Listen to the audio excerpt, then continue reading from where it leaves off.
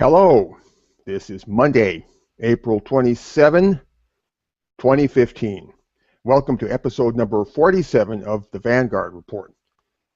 In case you haven't noticed, a lot of people are getting fed up with feminism these days. I've been around long enough to see the growth and change, and believe me, this is happening. 12 years ago, it was just a few thousand angry men and a few women clustering on the internet in places like Usenet and in the few websites that were around in those days dedicated to anti-feminism, men's rights, and related themes. Time was when somebody got a letter to the editor published pointing out that men and women commit domestic violence equally, for example. It was occasion to pop the champagne. Well, my, how times have changed. I wouldn't say we've got the feminists on the run quite yet, but they are very clearly inching uneasily toward the door, and you can hear them thinking, if this won't go away, maybe I need to get out of the room? No, they're not in full panic mode yet. But the game has changed, and they damn well know it. Yes, anti-feminism has gone mainstream. This happened in the last year. More and more people see what's up with feminism, and they are boldly speaking their minds. Mind you, they are not speaking their minds about men's rights and men's issues and all that sort of thing. But they are most certainly talking about feminism. Mainstream anti-feminism, as opposed to so-called men's rights, is a thing. And it is set to grow. And you know what? It's time for people like us to cash in. After all, people like us have been pushing to make this happen for many years. And finally, at long last, our efforts are bearing fruit. So let's pluck some of that fruit and gorge ourselves for a while. And after we've had our little feast, let's get back to work and see what we can get up to next. Anyway, I'm Fiedlebogen, your host for episode number 47 of the Vanguard Report. Nick Redding, true son of the Alberta Prairie, is back from Calgary, where he spent a few days visiting with honey badgers and their entourage and getting plugged into the whole Expo Gate situation. Say hello, Nick. Hey everybody, I'm Nick Redding with Men's Rights Edmonton. As Peter Morgan told you, last week I was in Calgary in the days following the Expo Gate drama, and I got some footage on the ground there that's already making the rounds, and I've got some other footage interviewing with the Badgers that I have yet to put on my channel, which is Men's Rights Edmonton on YouTube. And of course, you can follow us on Twitter at Men's Rights Ed. If you live in or around Edmonton and you want to meet up with people who are anti-feminist or men's rights or MGTOW or any other such. Anybody in the activated sector, pretty much. Right, the activated non-feminist sector. And if you're among those people, or if you know someone like that in Edmonton, have them drop us a line through our website, mensrightsedmonton.com, or come do so yourself. Okay. I'm going to look forward to that next video that you'll be putting out, Nick. I hope you got the technical end of things kind of sorted out there. I know you were having a problem with the audio. Well, the audio, it's audible now, but the thing is, it's because of after a while, it's kind of like you're watching a kung fu movie from the 70s. The way the voices and the mouths are synced up, but you can still hear everything, and it's all good stuff. So I'll put it up soon. Okay, and speaking of audio issues, I've had some audio issues here on my end. I finally found the settings on my computer to, I think, bump up the input or something like that. And now everybody tells me, James tells me, Nick tells me that my voice is coming through loud enough. Nick couldn't hear me before, or could barely hear me, and my voice on the final output posted on YouTube came off rather quiet, which is really annoying. But hopefully we got that all straightened out now, and I'm speaking with sufficient volume. And this is, it seems like a small thing, but I do just want to say that this is a technical difficulty that we've been dealing with for a while, but we just kept at it. I mean, Peter Morgan and James Wynn and myself, but they kept at it every week. And don't basically, when you read David Futrell talk about the radio shows produced by Honey Badger Brigade and AVFM, he always talks about how they're unlistenable, and there are a lot of technical difficulties. But this is, like we're learning by doing, and that's the way activism goes. So I would like anybody to keep that in mind before they get discouraged by technical difficulties like that. That's right. You learn by doing. I don't know any other way you learn except by doing. If you want to learn to be a forger, it is by forgery that you learn. And not to say that we're forgers around here, mind you. So tonight we're going to dig into all things Expo Gate. Right, Nick? You ready for that, Nick? And we're going to ponder the long-term implications and ramifications of the truly landmark stuff that went down in Calgary recently. I got a feeling it's going to be a gift that keeps on giving and giving and giving. But before we get to that, I want to share a real shocker. This item, in its own way, is landmark stuff too. And after that, we'll get to the Expo Gate stuff. So, look at cue number 1 on the cue list. That's the one. Cue number 1. You ready for this? We've all heard about false accusation of rape. We've all heard about rape. And we've all heard about gang rape. Okay? Especially in connection with the UVA hoax. Well, here we have something a little bit new. Well, maybe not new, but it's new on everybody's radar screen. That is gang false accusation of rape. Boy, the plot just keeps getting thicker and thicker. Just every day some new twist gets thrown at you. Let me read you the headline here. If I can make my browser obey me. There we go. Phoenix, 19-year-old Tyler Cost appeared in a Pinal County courtroom Monday. His attorneys are pushing to have the social media records of his accusers put into evidence in the case. They argue Facebook group chat messages between some of his accusers prove that he is not a serial rapist.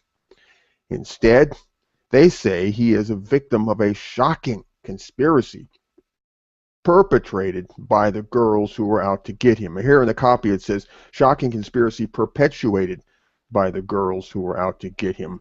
I swear, people in media, people in journalism just don't have a grip on the English language anymore. The word is perpetrated. Shocking conspiracy perpetrated, not perpetuated, perpetrated by the girls who were out to get him, although I'm sure they would be eager to perpetuate it as well. Over a year ago, Mr. Cost was publicly accused of being a serial rapist. What we know now is that there was a group of girls who conspired against Tyler to put him in jail. They succeeded in that, and Tyler has now been in jail for over a year based on those lies, said Christine Whalen, Cost's attorney. In their motion, the defense team included some of the group Facebook messages obtained by Pinal County Sheriff's Office detectives between the alleged victims 1 week before the allegations were reported, saying, Tyler needs to be taught a lesson, and we should sacrifice him to Satan. Another exchange read, let's expletive with his mind and car. Okay. I know what the expletive was. They said, let's fuck with his mind and car. So they were fucking with his mind, and they're going to do something to his car. Like maybe let the air out of the tires, like, scratch the paint job, like break the windshield. I don't know. And exactly, I'm down, along with, yes, I already know this is going to be so much fun. So they were rubbing their hands together with glee in anticipation of the fun they were going to have fucking with his mind and his car. The young women also set a date to watch the 2006 movie John Tucker Must Die, in which a group of high school girls exact revenge on a cheating ex-boyfriend. The chat saying, we should all just hang out and watch the movie and plan. As for why the girls would make the abuse allegations up, Cost's lawyer says the goal was to take revenge for him being a player. Ah, he was a player. So they got to get even with him for being a player. I guess that's just 2 shades away from being a rapist in some people's books. Not that I approve of being a player or being a rapist, but, I'm just trying to get some perspective on this. The judge said he would take the defense's request to, oh my God, my browser blinked out on me and gave me a blank screen. It's refreshing the page. It's going to come back here in a second. Okay, well, while we wait, let's just imagine if what would have happened if a bunch of guys decided to ruin a young woman's life because they thought she was a slut. Okay. Yeah. You know what I mean? This is exactly what I'm assuming. This is assumption and speculation on my part, but I'm assuming that they wanted to take revenge on him for being a player because they probably found out that he was having sex with all of them while telling each of them that they were the only one. That's something like that. Yeah, something like that. Imagine. And okay, Nick, excuse me, I got my browser window back again. I'm going to finish off the rest of the article. It's very short. The judge said he would take the defense's request to get the social media records of the other alleged victims under advisement. He would render a decision in a few weeks. The Pinal County attorney also issued a brief statement on the case saying, Tyler Cost is presumed innocent unless proven guilty. Well, there's words to live by. Now, Nick, you were saying? Sorry, my mic was muted there. Yeah, when, again, like I already admit this is speculation. I doubt that there would be any other reason. I doubt that they're just, sitting there ruminating over him having a successful sex life and just getting back at him for that, although it is conceivable. Well, they were angry at him, clearly. Yeah. But then they ended up putting him in jail. Yeah, for a year. Charge of rape. And once they cross that line, I lose any sympathy for them. Any sympathy. And sorry, I said gang rape, not gang, but serial rape. Like not just serial not rape, just, yeah. not just there's a difference, yeah. Not just regular old garden variety rape. No. They said that this guy went around and raped several women, and it's funny because when you look at the signs that these feminists are holding up outside of Bill Cosby shows, they're weighing the amount of women who have accused him as though that itself is evidence. Yeah, accusation. Well, in their world, accusation is, pardon me, accusation is evidence. And is that in pounds? Perception is reality. Pardon? Yes. Pardon? Is that in pounds that they're being weighed? Boy, I have no idea. He's calling them fat. It's a fat joke. Okay, James. Isn't that fat shaming? Isn't that body shaming? Is it? I don't know. It's hypothetical. You haven't actually, I'm showing my privilege. Go figure. Showing your privilege to, okay. So kind of privilege. So what we've got here is, again, like I said before, imagine if a bunch of guys found out that a woman they all thought was faithful to them was actually sleeping with all of them, and they sat around and Not like that, not like that never ever happens, right? well, but I mean, if they sat around and concocted a revenge plot against her, like that would immediately become nationwide news. Like, what a bunch of sick freaks. And it is. They'd be right in the Nationwide news instead of being just a little article in an obscure online journal. Yeah, yeah, and so there's that. There's a double standard there that these women are. They're probably not going to get stigmatized for this. They're probably not going to get punished. Whereas, look at what happened with the dentist at Dartmouth. Is it Dartmouth University? Dalhousie, you mean? Dalhousie, yeah. Dalhousie, yes. They're getting raked over the fucking coals because they told rape jokes in a private Facebook thing. Off the record, not in connection with their school or anything. They didn't think that anybody was listening, but somebody was listening. And what they, I mean, even Be careful if you tell an off-color joke to the stranger sitting next to you at the bar sometime. Yeah, really. Go on, Nick. Go on. Yeah. So you've got those two instances for juxtaposition. You've got the guys who are getting their lives ruined over telling a joke, as opposed to the girls who probably nothing's going to happen to for actually landing a guy in jail for a year on a malicious plot to paint him as a serial rapist. I mean, that's unfucking real. Okay, Nick, just let me interject here briefly. We're going to presume that these girls are innocent until they've been proven guilty. So far, it's a bunch of allegations of false allegation. But as long as we have that frame established in the conversation, we can proceed speculatively. Yes, you're absolutely right. It's it is important not to create a culture of false allegations around false anything at all. Yeah. But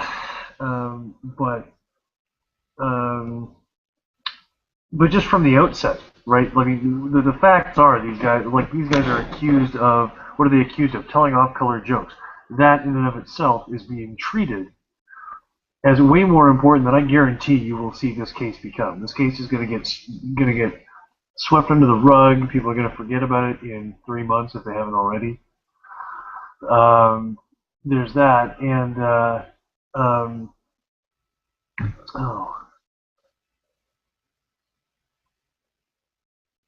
Something else? Yeah, no, I had 2 points that I wanted to make there. The other one being, that the amount of reports that feminists point to, that's got to mean something, right? Well, how many girls have we got here? 13? 13. And it's really looking like what they were saying is complete fucking bullshit? It's looking doubtful from what I can gather. Not as doubtful as the mattress girl case quite yet, but or the UVA case, or the other one. There's been three major rape culture cases that have all been proven fraudulent. The UVA case, the mattress girl case, which has not been absolutely proven, but it looks extremely doubtful, and there's no reason to believe it is true. And what was the other one that you had in mind?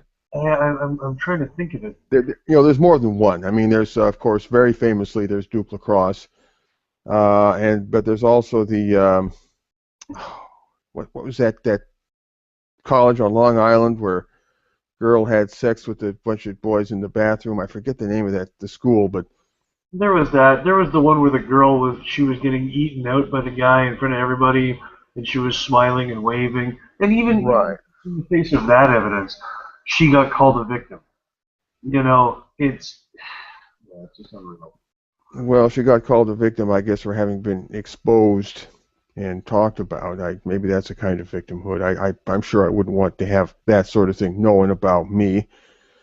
But anyway, to my mind, what's really significant about this case is we see a pattern here. Like I said earlier, there is gang rape, and here we have a case, apparently, so it would seem, of gang accusation.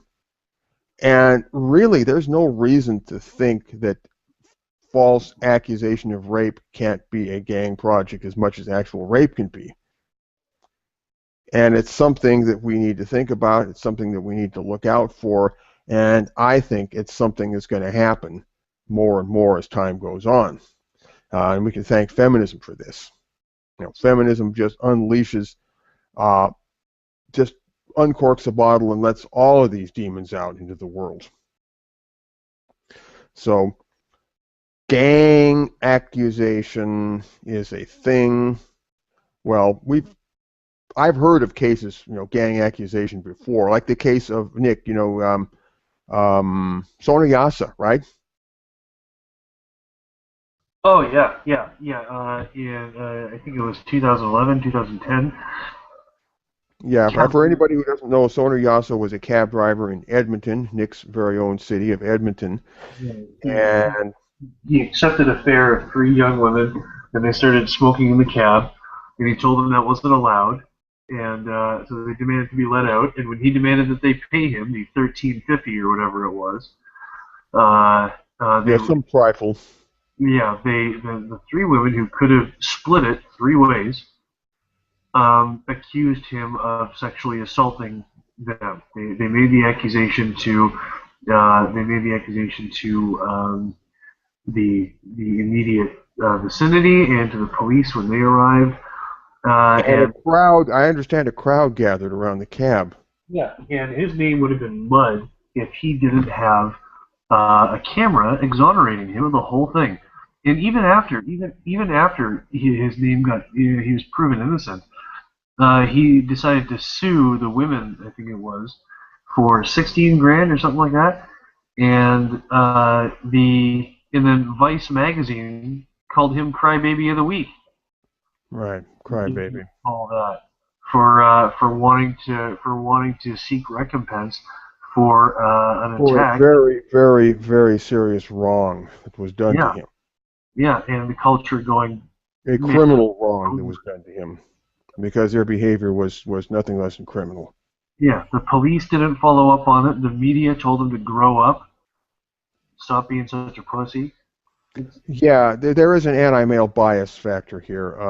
What women do to men, bad things that women do to men are just not as bad as when men do bad things to women for some reason. I mean, this is a pattern. I've had men in my personal life, like among family and friends, when I tell them about the malice that I've faced from female family and friends, that's the same message that I get from them. Suck it up, get over it, move on with your life. Whereas those same guys would be ready to beat a man to death or close within an inch of his life over harming a woman. And such cases have happened. Yeah, or rather the real frustration is if those accusations are true, then the accusation in and of itself warrants in these guys' minds a severe beating. But then when the accusation turns out to be false, it's no big deal. Just move on with your life.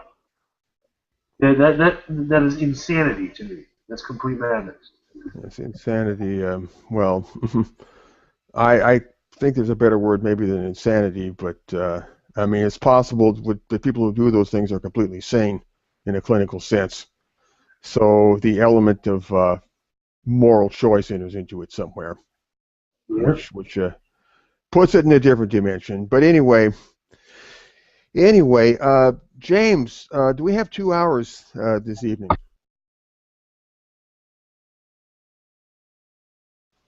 That's entirely up to you, man. Take as much as you need there, up to 2 hours. Okay, so we do have 2 hours at our disposal. That's what I was after. All right. So anyway, gang false accusation is a thing. Solitary women, individual women will make false accusations of rape, and pluralities of women will also get together and conspire. There's that word, because there is no other word for it. They will get together and conspire to accuse men of rape, even if no rape actually happened. Yeah, and feminists love to say, oh, why would they do that? Why would they lie? Over $13 fucking dollars. It's not your job to answer their question. Why would that happen? It's the job of the people who did it to answer that question. Why? Yeah, probably in a therapist's office. Yeah, Okay. but Or yeah, but they yeah, it's like, and not only will they do it, like, will they conspire together on Facebook to do it, but they'll do it like, they'll conspire together any place where they can conspire together. but like the three women in the cab. Like, how much time could they possibly have had to formulate this plan? Like, none at all. They just They went. arrived. They arrived at an understanding very quickly, which I find remarkable. It just went from, he's causing us a problem by telling us what the fucking law is, by the way. Therefore, he has to go.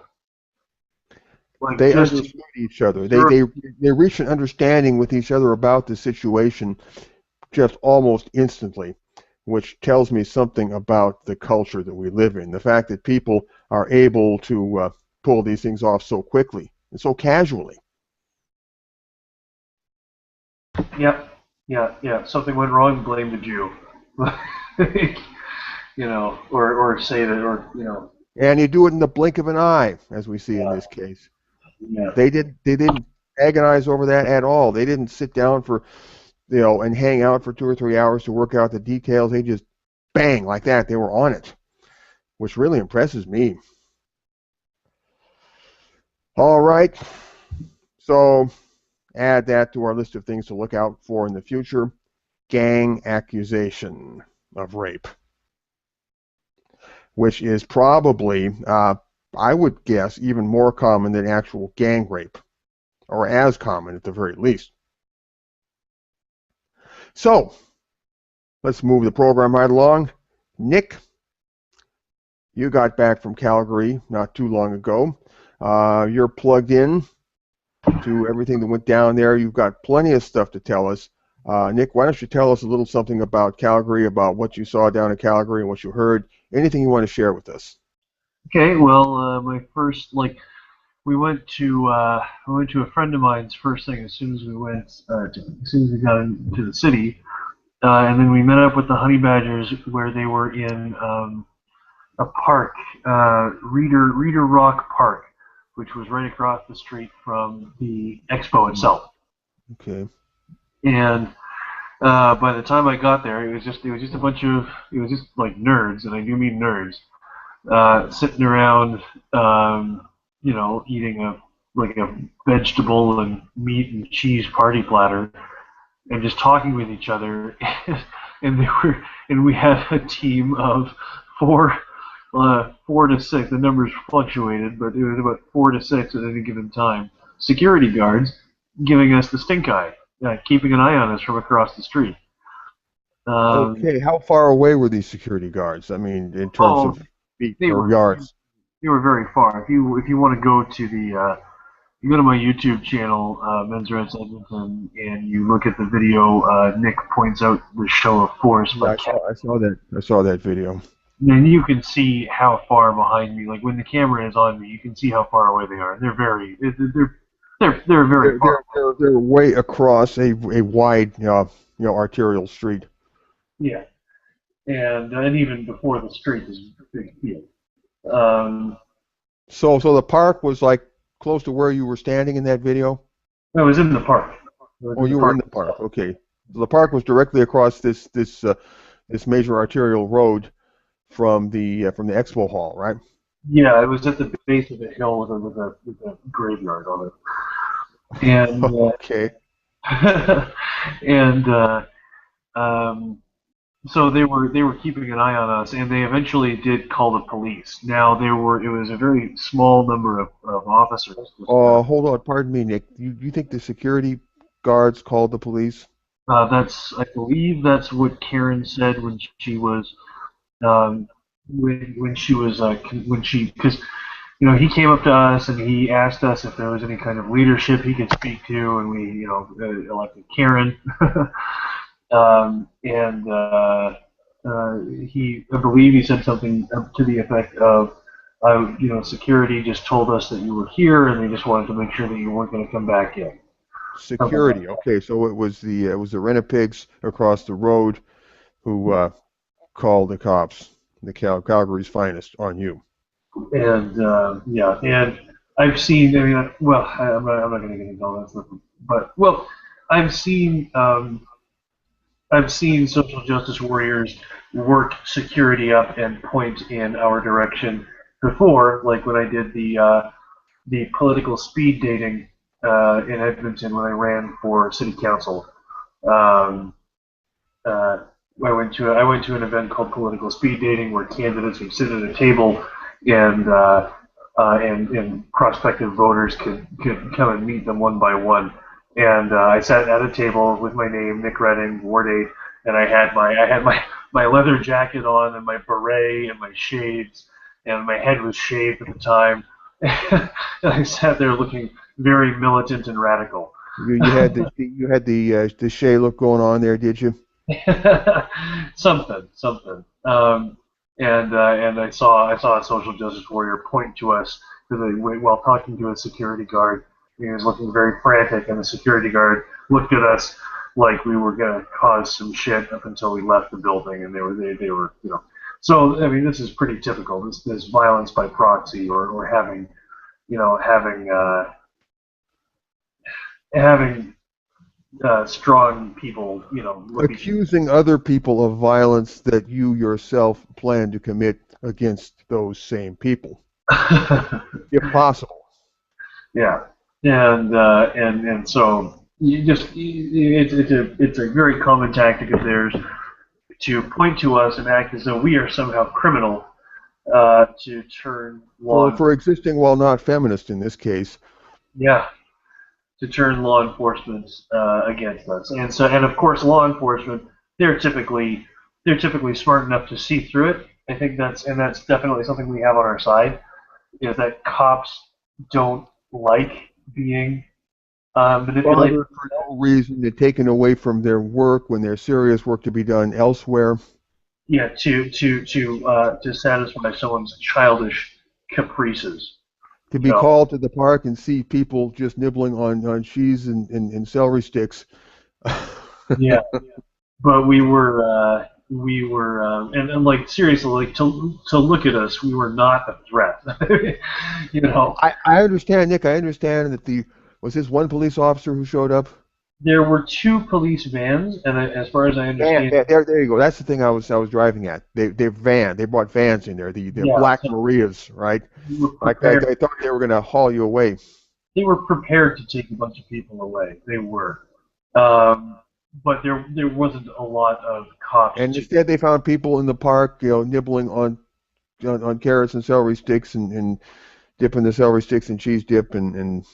Yeah, as far as I could see, there wasn't a lot of cops to actually, if we were going to get out of hand. I mean, I doubt the 2 of them could throw us all into the vans.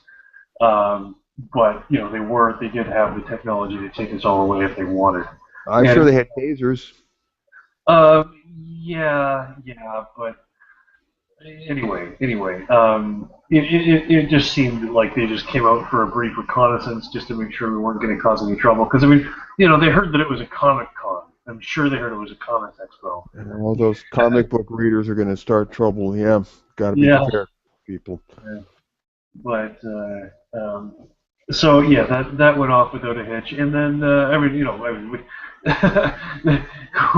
as long as you don't consider getting cops called on you a hitch.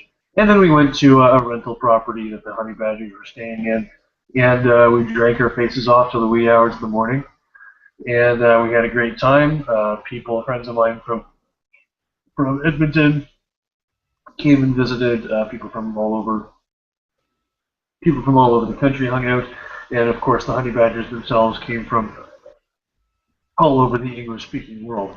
I was going to say not just all over the country, but Dr. Anrakam came from England. And many of the honey badgers are American, so they came up. Dr. Anrakam, my hat's off to him. He had to cross an ocean to get there. Mm-hmm. And yeah, when I made my arrangements to go out there, it wasn't because I knew that all this. I didn't. It wasn't because all this stuff was going to happen. It was because Dr. Randamer was coming out. I just wanted to hang out with him. Uh, And that's kind of funny you brought that point up. You didn't know what was going to happen.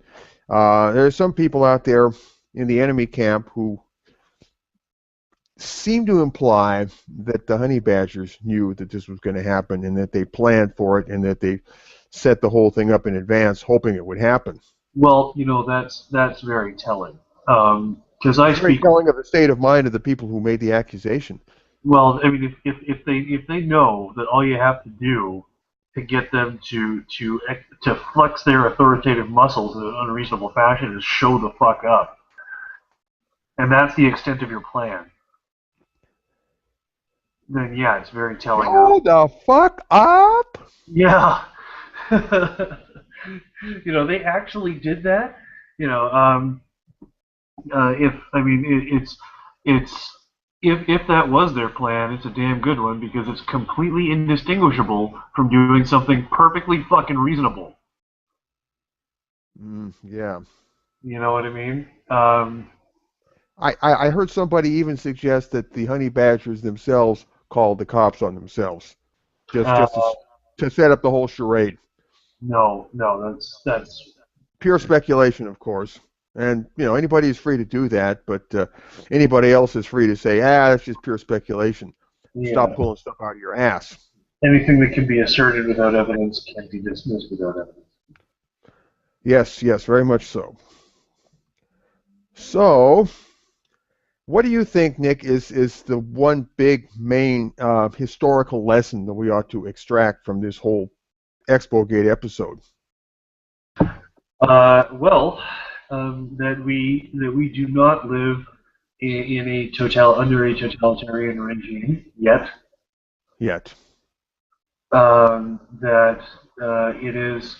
That fighting against this is not hopeless. That for the time being, authorities are still somewhat reasonable.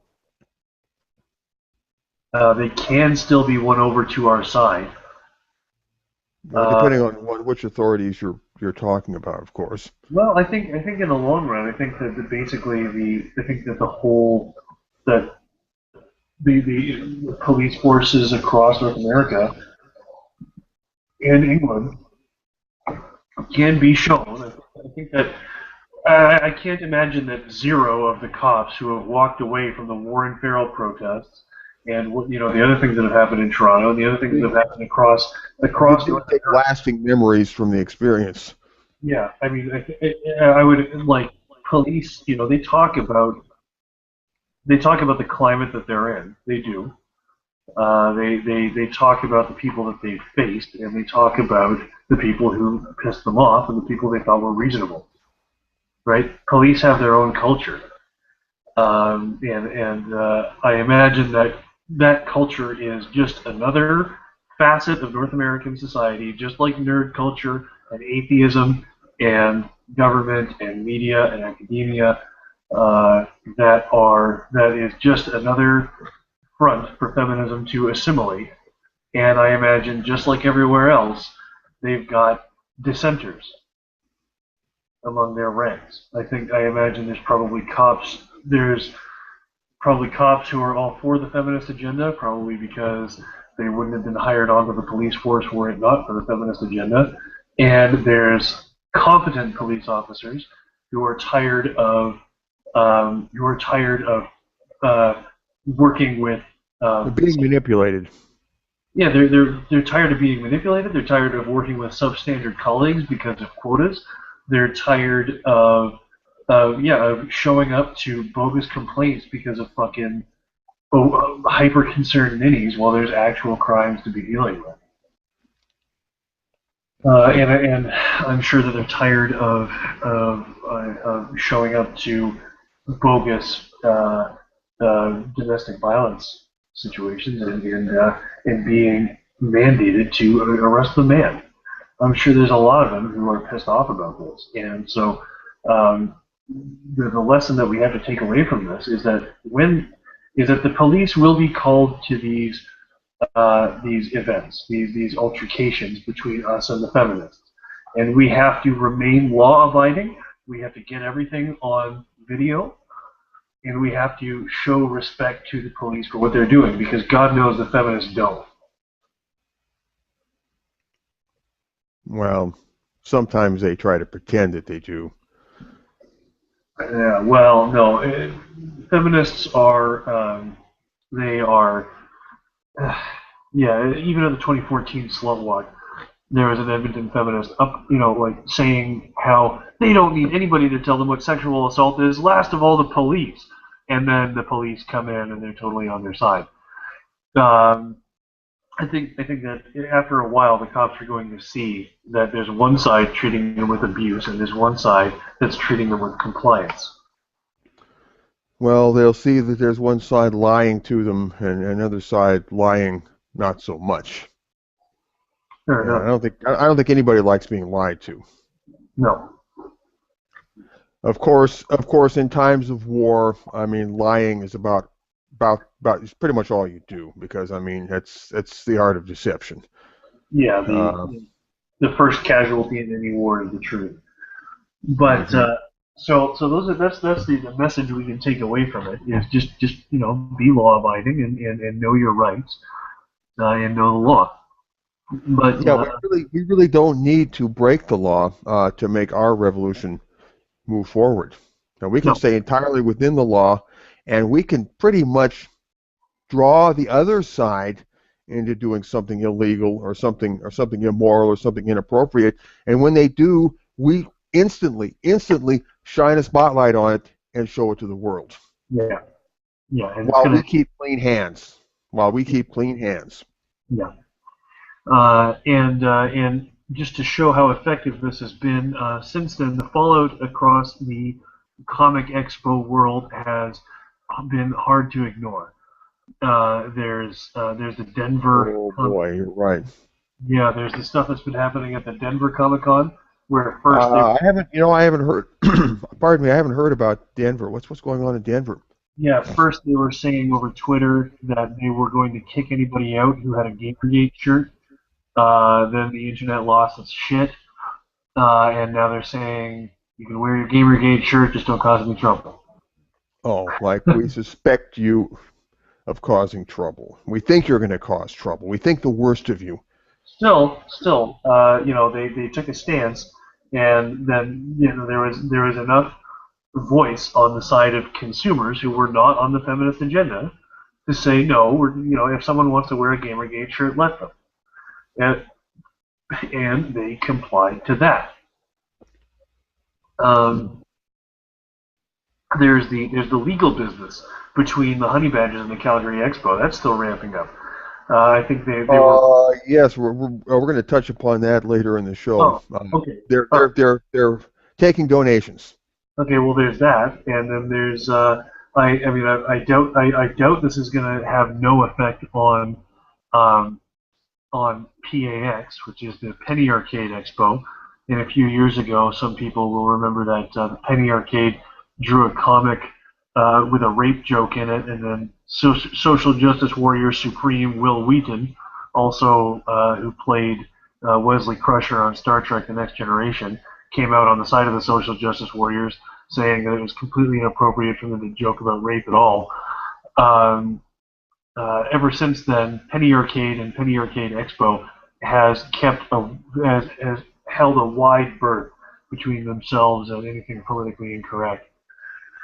So that there'll probably be some kind of effect there. And then, of course, there is what's going on in Tokyo. James, do you think you could tell us a little bit about what's going on with? I was going to talk about the things happening in Tokyo. Is this the same events in Tokyo, or some different set of events?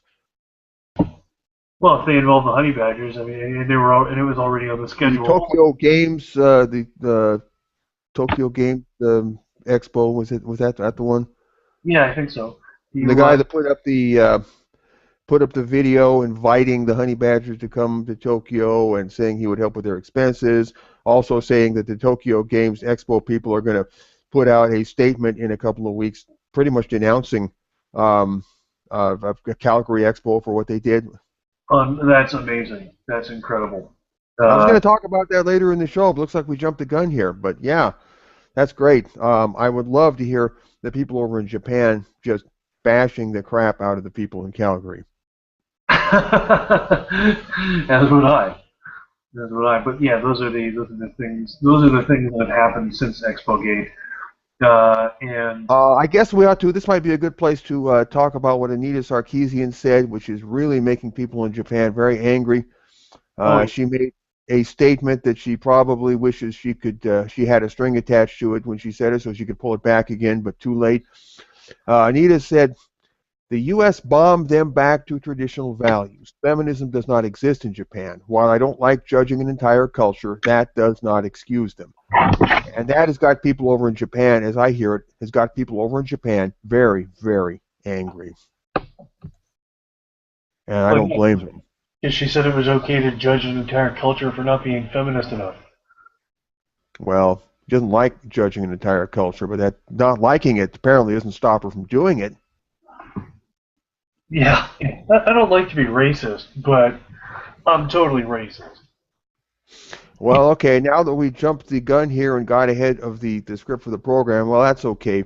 I might as well tell everybody this is this video that we're talking about. It's on YouTube, and this will be cue number 3 on your cue list. Go there and watch the video, and you can get the more of the background story here. But it's great. People in Japan don't like Anita Sarkeesian. And notice how all of this is spreading. You know, it's not just about feminism per se, but it's spreading from feminism into an entire broad cultural front. I guess this is how we go ambient. Well, and it's also people who are they're even feminist leaning themselves or social justice leaning themselves and saying this is too much. Like this is too much control over what other people can say. These social justice leaning people are like sailors who realize mid-ocean or mid-voyage that, boy, they signed on to the wrong ship. And now they want to get off. The thing to do is to mutiny and take over the ship. But that's just my thoughts for the moment. Anyway, I doubt it, but go on. well, you know, I mean, that's just my advice. I mean, they can take it or leave it. Anyway, let's talk about Amanda Marcotte. Ready for this? Amanda Marcotte weighed in upon the Expo Gate debacle. Naturally, as you would expect. You know, it shows that this has reached a certain level of magnitude that if Amanda Marcotte had to say something about it.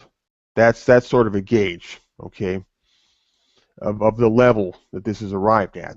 So this is cue number 2. This is in rawstory.com. Apparently this is something that Amanda wrote on Pandagon, her blog, and she syndicates what she writes on her blog to a bunch of other places, one of which is Raw Story. And by the way, I, yours truly, am blocked from commenting on anything written by Amanda Marcotte anywhere, not just on Pandagon, but across her entire range of syndications. I try to post a comment, that's it, you have been blocked from commenting. Okay, which I don't know, considering the source, I would have to consider an honor. All right.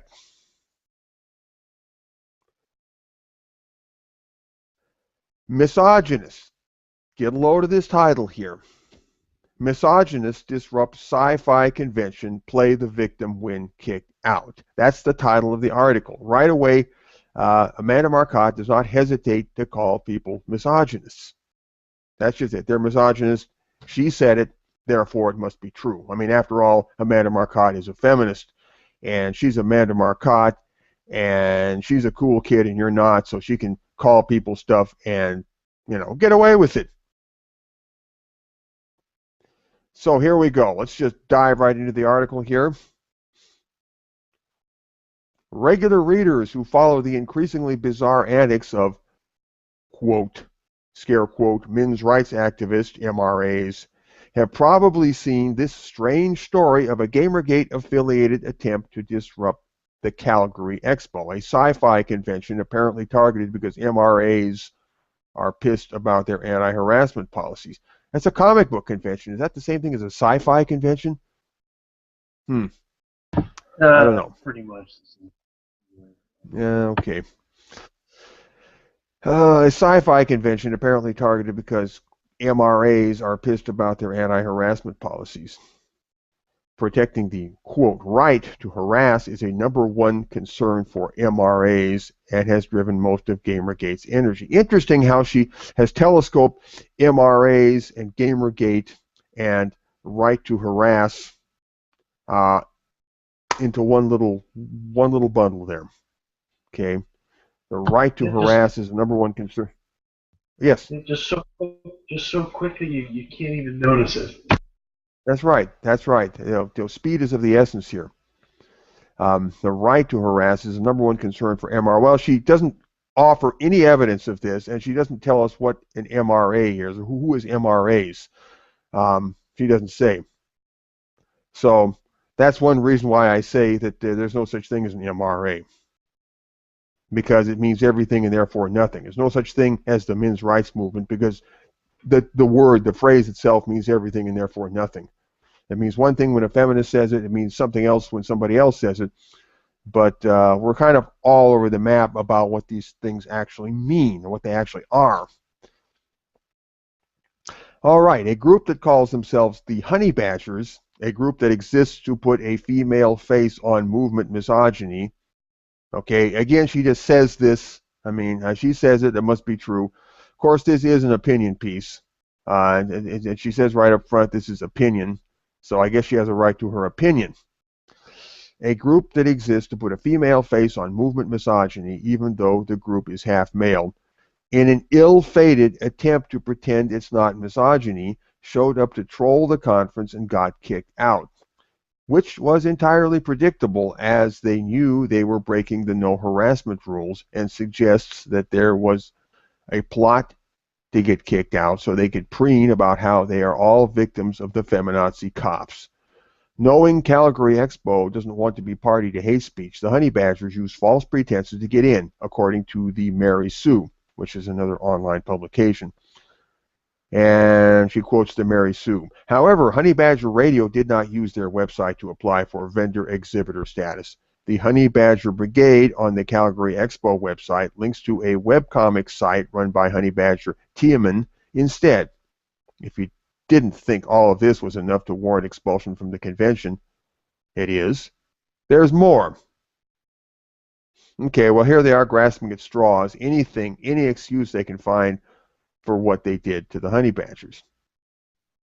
Yeah, it wasn't the Honey Badger Brigade that they linked to. It was a comic that was being promoted by one of the Honey Badgers at their booth. So clearly, this is an airtight case. An airtight case. They're just desperate for any little thing they can find. They are grasping at straws there. Okay.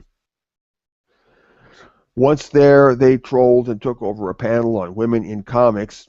No, they did not troll. They did not take over anything. It's just a plain, flat-out lie, insisting that the conversation be about men in comics. Nick, did in that audio of the panel discussion, did Allison ever say that the conversation should be about men in comics? Is that what she was talking about? No, she was saying that she had a certain way that she wanted both men and women to be portrayed in comics, which is why she, as opposed to going around telling everybody what could be in their comics. And after the speaker said something about MRA types and their objections to feminist involvement in the comic world, she asked permission to speak, identifying herself as an MRA. And then she did, and they both had a very civil disagreement. And that's about it. But later on, other people heard that and ran with it. And a lot of people got busy on Twitter as well, including, I think, many who were not even present. From what I'm And from what I understand, a lot of the people who made those tweets were in the States. Okay. So really, the Calgary Expo people have no excuse. I mean, I've gone through this with a fine-tooth comb myself, and so have we all. And really, the Calgary Expo people have not a leg to stand on. You know, the Honey Badger Brigade was kicked out of that convention basically for existing while not feminist and not having the good grace to keep their mouth shut about it. And that's what you can expect if you exist while not feminist. If you're a person who says no to feminism and you exist while not feminist and you high profile yourself, meaning making the fact known or too conspicuous, you can expect to attract hostile attention from people who embrace the feminist worldview and the feminist narrative. Okay, so once there, they trolled and took over a panel on women in comics, insisting that the conversation be about men in comics. No, they didn't insist any such thing. The excuse for this was to argue that speaking of men in comics is somehow verboten, an assertion easy to disprove by popping into any panel where popular male characters like Superman, the Arrow, all of the Avengers but Black Widow, etc. are discussed. You know, the usual. Her claim can be immediately easily disproven by listening to what Allison Tiemann actually said. Yes.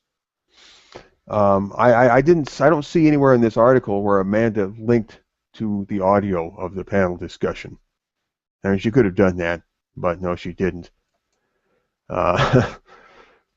Anyway, that's because she is preaching to the choir here. She's preaching to the echo chamber. This is an opinion piece written for people who share her opinion and who aren't going to call her out for this. And it's really not impressing anybody except Amanda Marcotte's own peer group, nor is it intended to. But of course, you know, they're the cool kids, and whatever they say must be the truth. Because, you know, we know feminism is the establishment. As much as they like to play the victim, they are the establishment. They are the great power in the land. All right, what really amazed me about this entire fiasco is how far MRA types, she says, she didn't say MRA, she says now they're MRA types, which gives a little bit more latitude anyway. MRA types have crawled up their own asses. Unable, yes, so says Amanda Marcotte as she vigorously scrambles her way up her own rectum here in this article. How far MRA types have crawled up their own asses, unable to admit directly that they desire a world where women are marginalized and objectified. Proof, Amanda, proof. They desire a world where women are marginalized and objectified. Who is they in the first place? Who is they? And in the second place, where's your evidence that they desire this kind of world? So she's using the standard MO here, which is to make unsupported accusations against unnamed people. She's saying that nobody did X, and I cannot prove that this nobody did X. That's what she's doing. Unsupported accusations against unnamed people. Remember that. Unable to admit directly that they desire a world where women are marginalized and objectified, they instead spew rambling, bizarre rhetoric that, as often as not, says the opposite of what their intentions clearly are. Okay, so whatever somebody says, they mean the opposite, and Amanda knows this. Well, what if I just say that everything Amanda says is the opposite of what she really thinks? I mean, I can play that game too. Well, you can actually prove that a good portion of what she says is the exact opposite from the demonstrable truth. Yes, when you dig into the actual evidence, yes, you can do that. Or you can take the post-argumental approach and just play with Amanda Marcotte's mind and twist her words, just as she twists the words of everybody else, her and all her kin. It's an attempt to drown you in bullshit when you get frustrated and stop arguing with them. Honestly, a tactic that erupts in any comment section on this subject. The Mary Sue coverage has some really fantastic examples of what I mean. For instance, from the Honey Badger announcement of their plans to infiltrate the conference under false pretenses and disrupt it. And here comes the famous statement that we've all heard by now about infiltrating and perfecting the persona of a geek. I'll read it to you. In April of this year, the Honey Badgers plan to put on a booth at the Calgary Comics and Entertainment Expo. We plan to infiltrate nerd culture, cunningly disguised as their own. Each of us has been carefully crafting a persona of nerdiness through decades of dedication to comics, science fiction, fantasy, comedy, games, and other geekery. In other words, all of their lives. Waiting for this moment, our moment, to slip among the unaware. Once there, we will start distributing the totalitarian message that nerd and gamer culture is perfectly wonderful just as it is and should be left alone to go its own way. That's it, folks. As men's issues advocates and defenders of creators' rights to create unmolested, that's what we have to say to the nerds and geeks and gamers. You are fantastic as you are. Carry on. And Amanda resumes her narrative here. Here's a question. If geeks and nerds are fantastic as they are and should be allowed to carry on, why would you deliberately lie about who you are in an effort to disrupt the convention? Is she saying the Honey Badgers, Allison and company, lied about who they are or who they were? They spent months raising 10 grand in publicizing the fact that they were doing so to bring the Badgers up from the States and Mike out from England. There is no, they didn't lie. They had their name, the Honey Badger Brigade, on the program. They were waving their banner in the public square, weren't they? Yeah, they had their booth established, and this is typical. Of these people trying to claim that their critics are behaving in secret when we're doing anything but. It's like when they were saying that I hid my real name after I ran for city council. It's unreal. I don't recall you hiding your real name. Didn't you always tell everybody you were Nick Redding? No, I went by Eric Duckman in my videos up until running for city council. Oh, so and after you ran for city council, then you started saying I am Nick Redding? Well, you have to run under your real name. So that was my little. So apparently you were hiding your real name by running for office under your real name. I was hiding my face by walking around with a sandwich board that said vanguardreport.com in Churchill Square when they're at feminist events. You were hiding your face in broad daylight in the public square. Yeah. In the literal public square. Yeah. Yeah. All right. Everybody, all of you neophytes out there, okay, listen up. We're talking about feminism here. We're digging into feminism's guts. We're laying bare for you exactly how feminism operates. So you should be paying close attention here and taking notes and educating yourself. This is how we play it. We're getting the word out there. We are exposing feminism to the disinfecting sunlight of the world's gaze.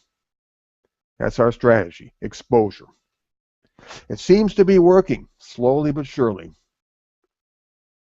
All right. If geeks and nerds are fantastic as they are and should be allowed to carry on, why would you deliberately lie about who you are in an effort to disrupt a convention? Disrupting the convention and trying to ruin it for the participants shows that they do not believe that geeks and nerds are fine and should be left alone. I don't recall any of the Honey Badgers ruining the convention for anybody. They didn't do diddly-boo to ruin the convention for anybody. They just sat in their booth and talked to people who came along. And they sold merchandise. People were happy to see them there. And, we really need to do a poll among all of the people who came to the Calgary Expo and ask them what they think about this. Did you feel threatened? Did you feel harassed during the first 2 days of the convention? Did you have any problem? Did these people, these Honey Badger people, ruin it for you? And it might also be interesting to do a poll and find out what percentage of the convention goers were pro-Gamergate. I would really, really be interested to know about that. I really would. On the contrary, they are clearly offended. They are clearly offended that geeks are having geeky discussions about feminism and representation in comics and other nerdy endeavors, and they want to shut that discussion down. Harassing people, by definition, is not leaving them alone. Derailing a perfectly decent conversation is the opposite of leaving them alone. Trying to punish the expo for its perfectly reasonable anti-harassment policies is the dictionary definition of trying to control the choices of others. If you sincerely want to tell people they are fantastic as you are, carry on. You do not harass them, attempt to silence them, attempt to disrupt and destroy their attempts to create a fun conference, none of which the Honey Badgers ever even remotely did. Here is feminist Amanda Marcotte lying out of her ass. Yeah, it's just assertion after assertion after assertion, and the fact that she's made all these assertions before should stand to prove the assertion she's making now. That's all it is. A long history of assertion, a juggernaut of assertions, a rolling snowball of assertions that goes downhill and just picks up more and more snow as the assertions are added. This is how they operate, and not a shred of evidence offered anywhere. Of course, this is an opinion piece, so it's her opinion. She can express her opinion. Another big theme of the Honey Badgers is claiming that they're opposed to portraying women as victims, whatever that means. What, she's a feminist and she doesn't know about women as victims? I don't know about that. The Honey Badgers are a diverse group of female gender apostates, women who oppose outdated ideas of gender, particularly the association of womanhood with weakness. We offer an alternative to the damaging portrayal of women as victims of geek and gamer culture. And Amanda resumes here. When reactionaries say stuff like, oh, now they're reactionaries, just calling people names immediately makes them what you call them. See? Amanda Marcotte is a feminist. Feminists have had this power for so long, they're drunk on it, and they think in their own minds they can do no wrong. Or are they being willful conscious liars? Nick, what do you think? As usual, I think they're willful conscious liars. I think that they've seen that they can get away with this for so long, and they have been getting away with just flagrant, blatant lying that they feel. They feel it's an entitlement. Yeah, they feel entitled to it. They feel that they have a right to lie about people.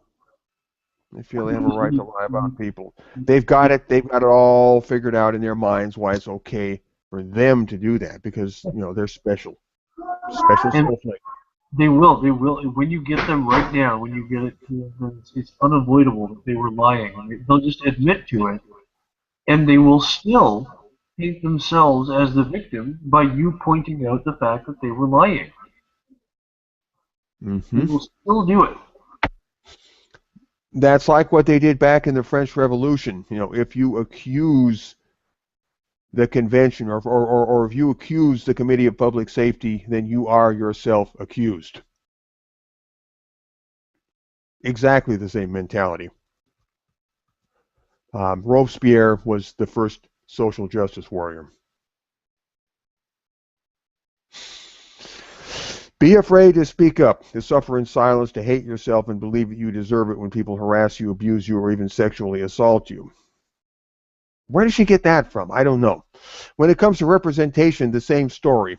The reason the Women in Comics panel offends them is because they know that the discussion will be about how women deserve to be portrayed as strong, ass-kicking people just as men are.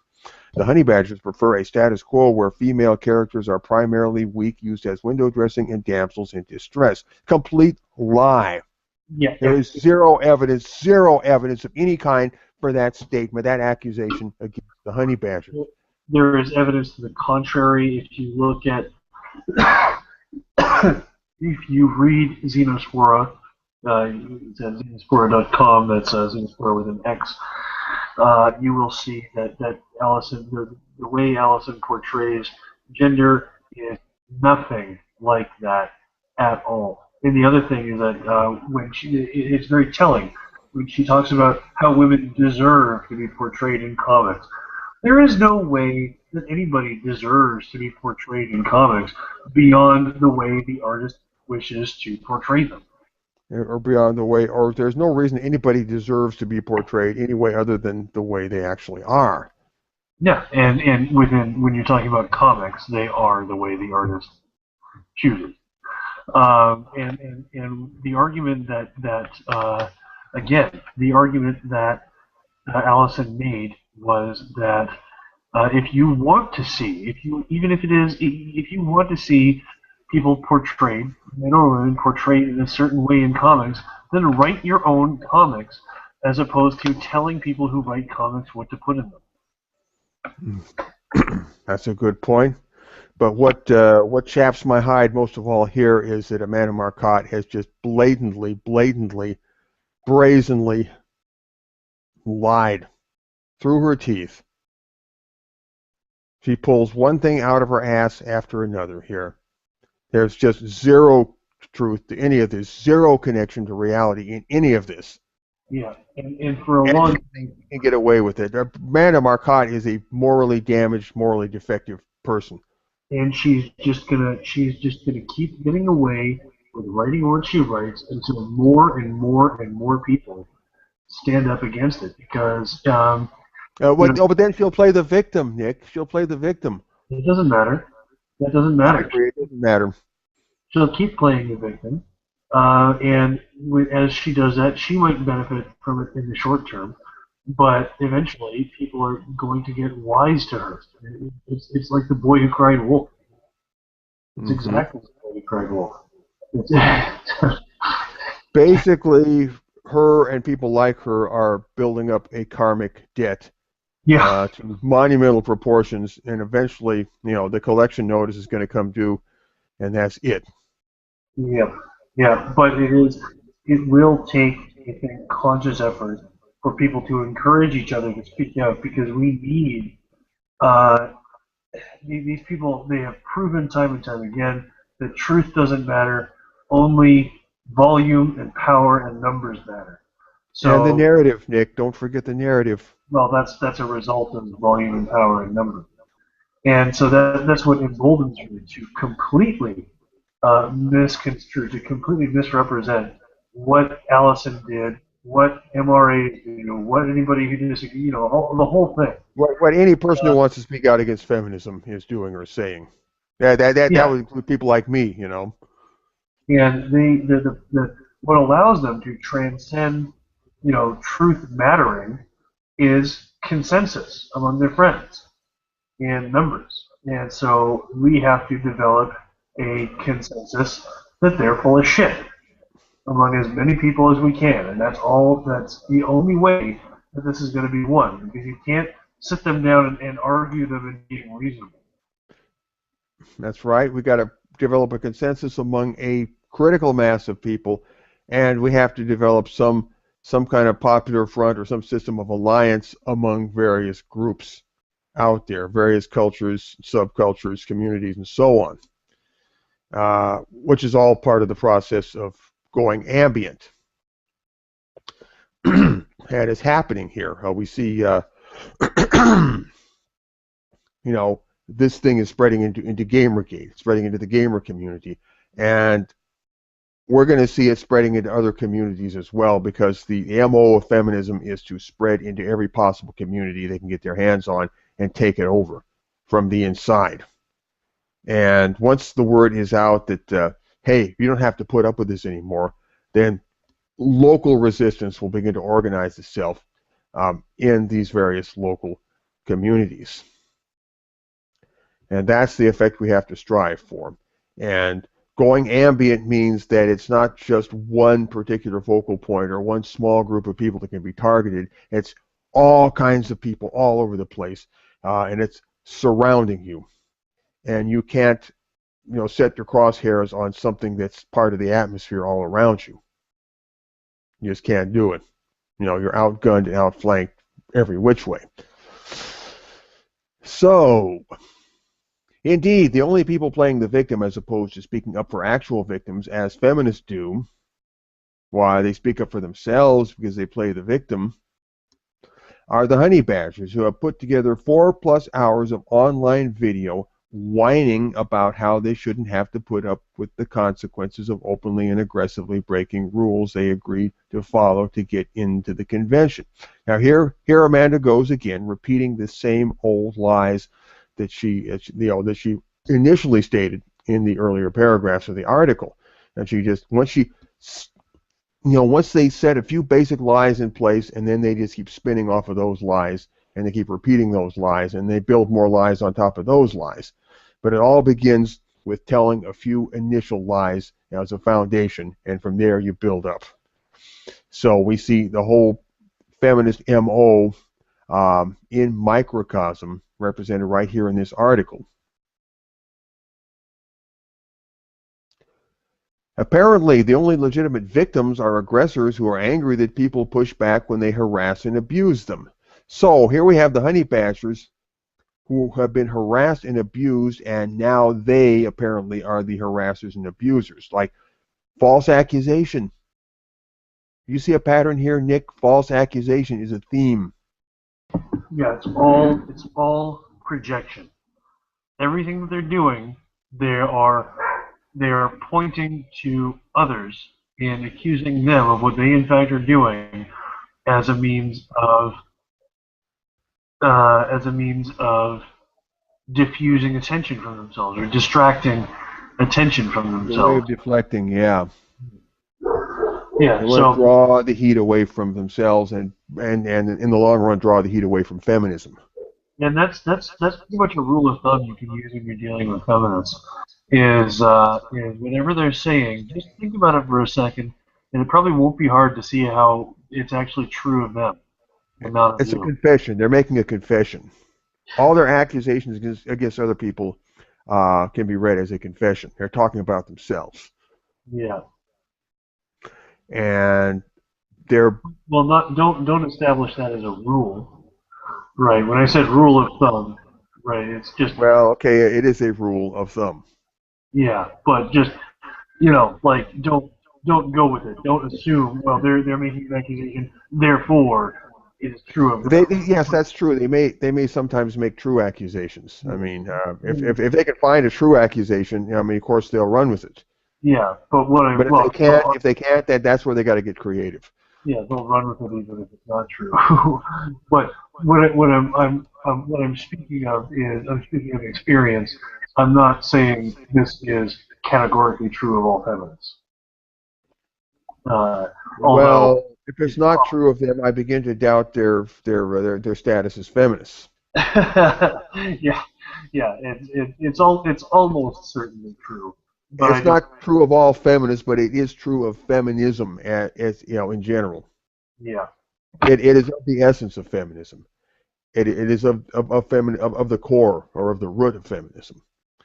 This element, this kind of behavior, this kind of modus operandi, is where it's at. It defines feminism as feminism, and you take all of that away, and there wouldn't be much left of feminism.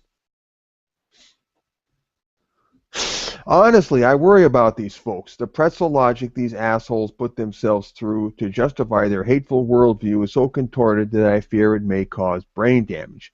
I could have taken that whole little passage right there and, it sounds like you're talking about feminists and social justice warriors. Yep.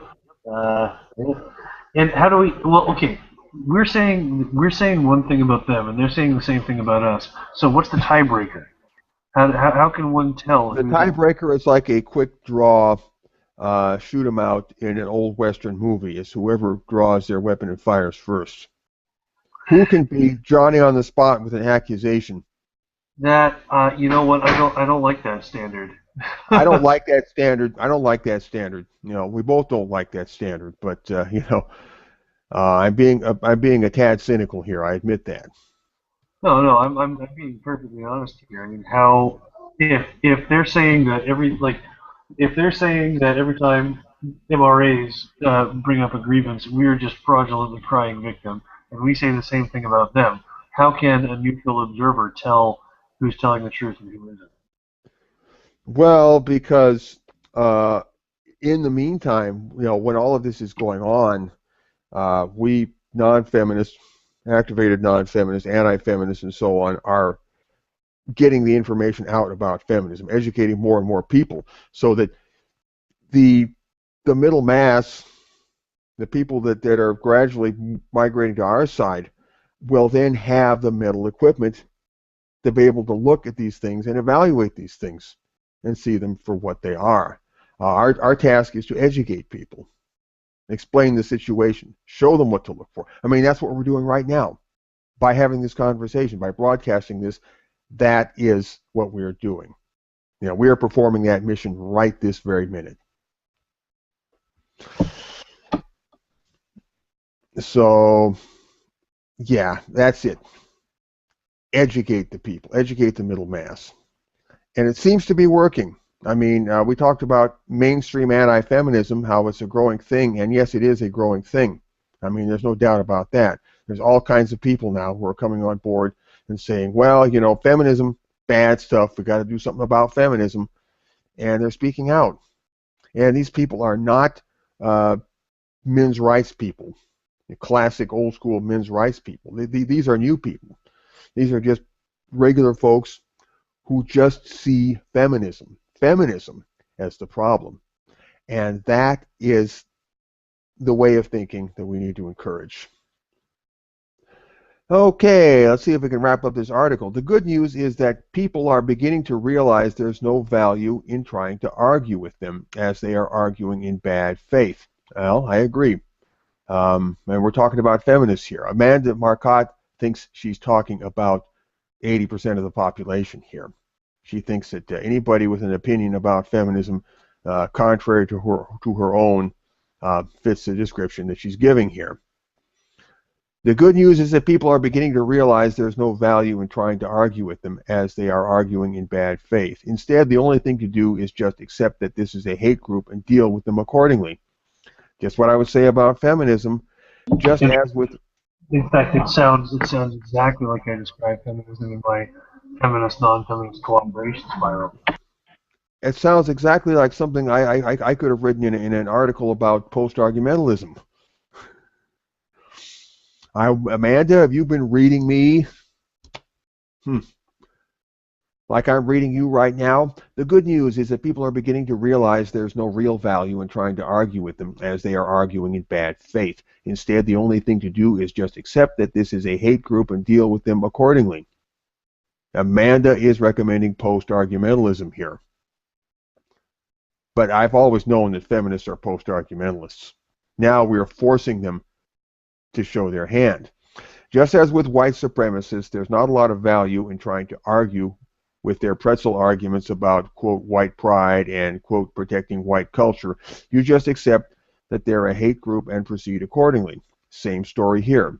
Obviously, pro-misogyny groups are aware that their presence is no more welcome than if neo-Nazis wanted to set up a booth at a sci-fi convention. Wow. She's saying that 80% of the population is pro-misogyny and on a par with neo-Nazis. 80% of the population of the world, 75, 80%, a very clear majority of people are not feminists. And now she's trying to compare us, the rest of the human race, with neo-Nazis and calling us all misogynists, even though half of us are women. 80% of the population is woman-hating. Wow, that is a staggering leap of the imagination there. I'm glad I don't. I'm really honestly glad I don't have that kind of imagination. I prefer to live in the real world, if that's what imagination is. And so they're going to lie about who they are in order to sneak in. But after this debacle, I suspect a little more vigilance will come into play for convention organizers. And that's the end of the article. And everything Amanda Marcotte says in this article is just an exact reversal of what is really happening. She's describing feminism here, but projecting it on to non-feminist people. That's how much they hate us, Nick, for not being feminists. And our job is to force that hate out into the open. They can't hide it. They can't cleverly cover it up or deny it or try to put a face upon it, put a false front upon it with a bunch of pretzel logic. We have to force the feminist hate out into the open and and and, just and it's not hard to do. That's why they're so recalcitrant to do you got to interviews. know where the buttons are and how to push them. Well, I Well, mean, they're yes, easy. you do. Yeah, you do, but it's a pretty simple education. Like, Yeah, it's a matter of giving people pointers. Say, hey, look at this. Just do this, and watch exactly. how they react.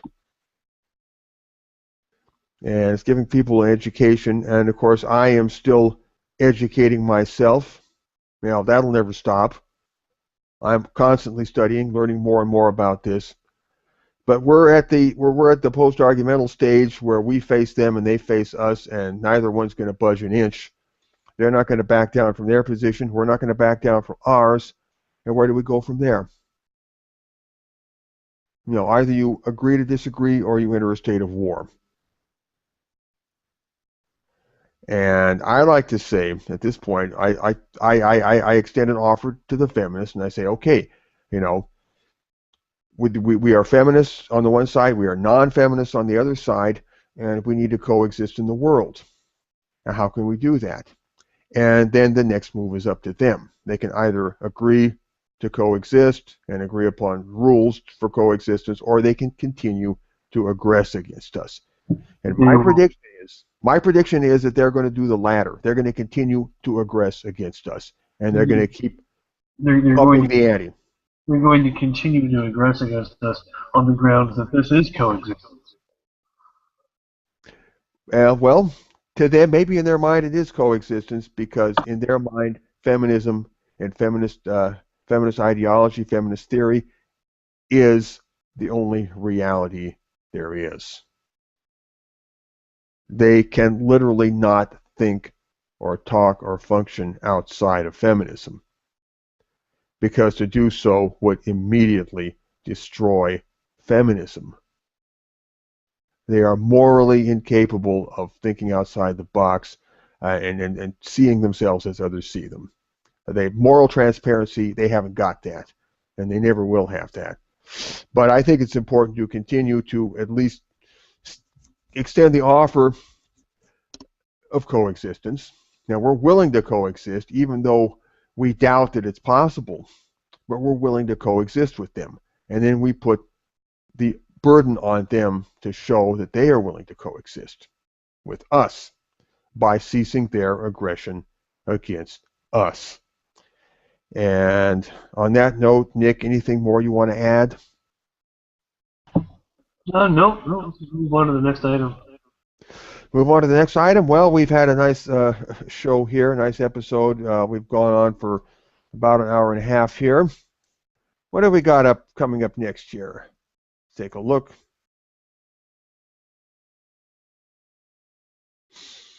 Oh, yes. Well, we talked about the guy over in Japan, the American guy living over in Japan who put up the video on YouTube saying that he would help the honey badgers with their expenses in coming to Japan, and also informing us that the Tokyo Games exhibition or Tokyo Games show is going to make a public statement against Calgary Expo in maybe a couple of weeks.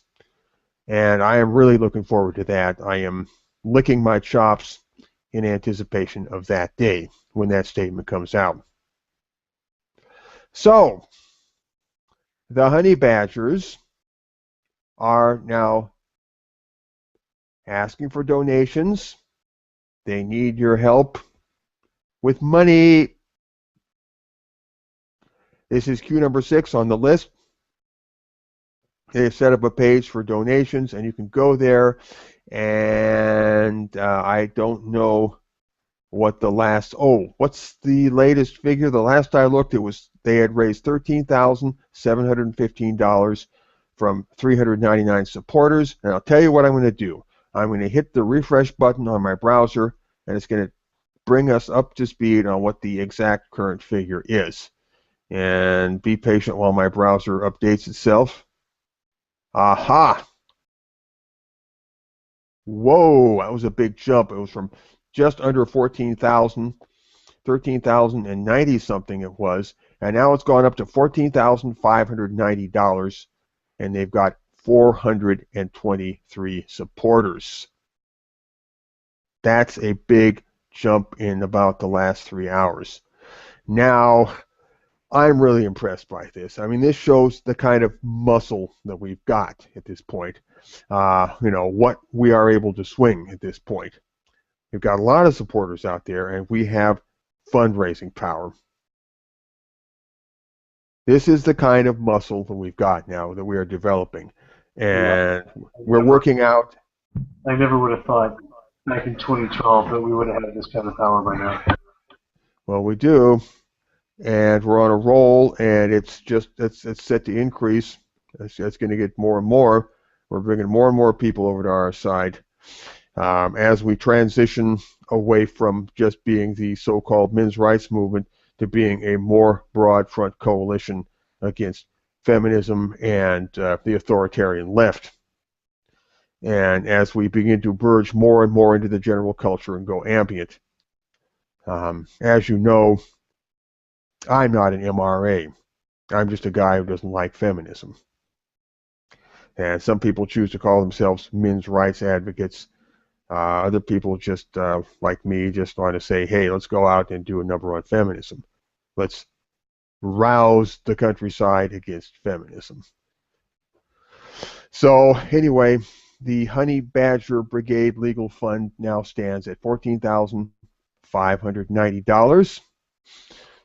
They have a goal, it says here, of $30,000, so they have now raised in, I think, a little over 3 days, 48.63%. Well, we'll round that up and say they've gotten half of the money that they aim to get within about 3 days. There's 27 days left in the drive. And they've been raising money, it looks like, at the rate of about $4,000 a day. Now, if that keeps up in the next 27 days, well, I don't have a good math head, but, 27 times $4,000, what is that? That's a lot of money. So, I guess they're planning to sue the Calgary Expo. They want to settle. I think they want to settle out of court. But if they don't, well, that's where the gloves come off. So the Calgary Expo people are facing legal action from a lot of angry honey badgers and other fanged creatures out there. And they're also facing the stern displeasure of the people over in Japan, an entire nation, from the looks of it. So all in all, I'm happy. Now everybody go to this link, take a look at it. In addition to the fundraising page, there's some explanatory material there. There's comments from people. I left a couple of comments there myself. So you want to go and read all of that and get up to speed with that.